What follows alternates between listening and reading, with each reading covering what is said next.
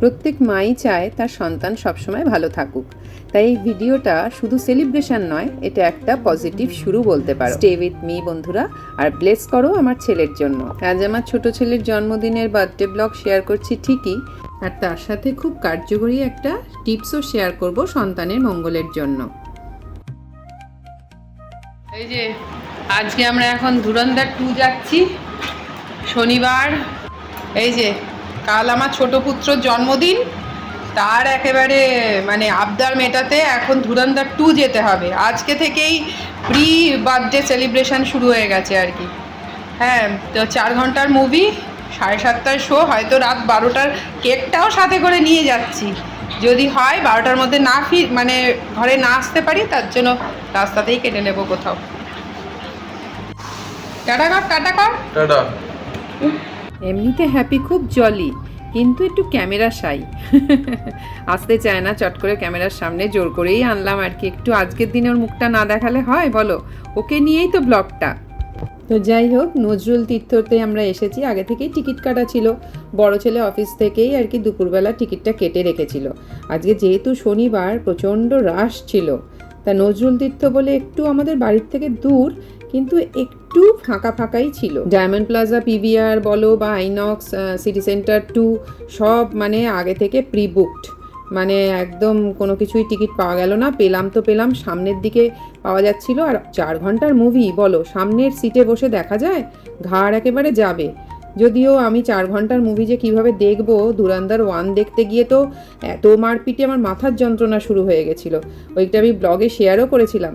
কিন্তু আজকে ওই জন্যই, কিন্তু কি করা যাবে, ছেলেদেরকে খুশি করার জন্য ছেলে মাদের কখনো কখনো সব কিছু মানিয়ে নিতেই হয়। এটা ছাড়া তো একেবারেই সিনেমা দেখা যায় না, মুখ চলবে আর সিনেমা দেখা চলবে। আরম্ভ হয়নি, বাবা হুড়োহুড়ি করতে করতে এসেছি, আরম্ভ হয়নি। खुद खौफ खाता अपनी बिल से बाहर निकल आएगा।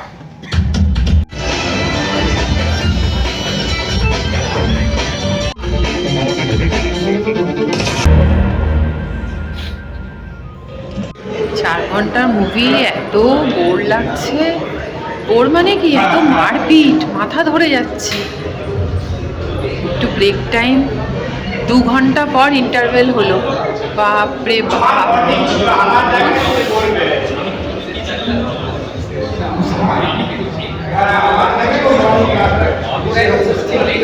একটু পপকর্ন টপকর্ন কিনতে বেরিয়েছি।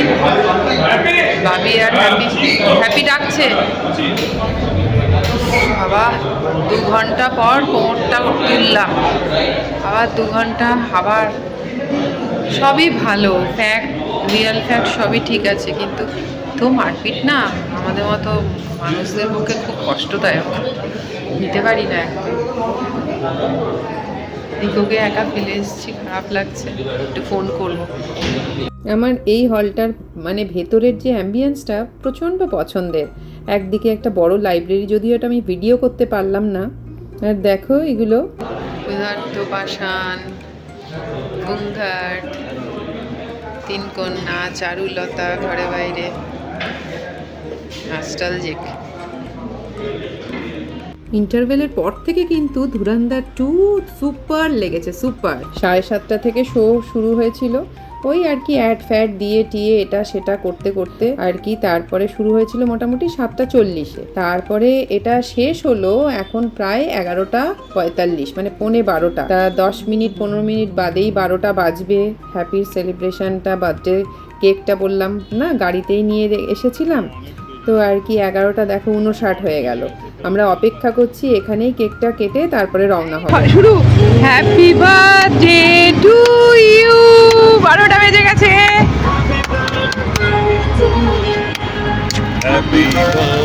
হ্যাপি হ্যাপি হ্যাপি হ্যাপি, এনে এই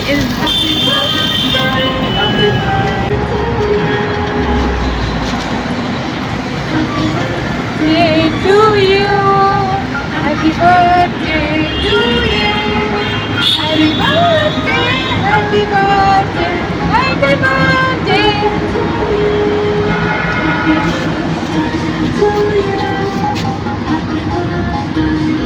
দাদাই খাওয়া।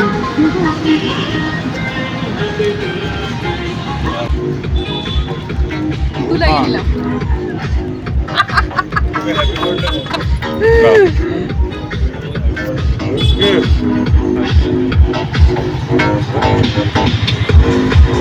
হ্যাপি বার্থডে, হ্যাপি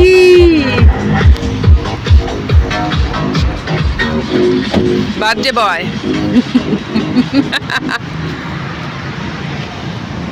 চলো, রাত 12টা বেজে গেছে।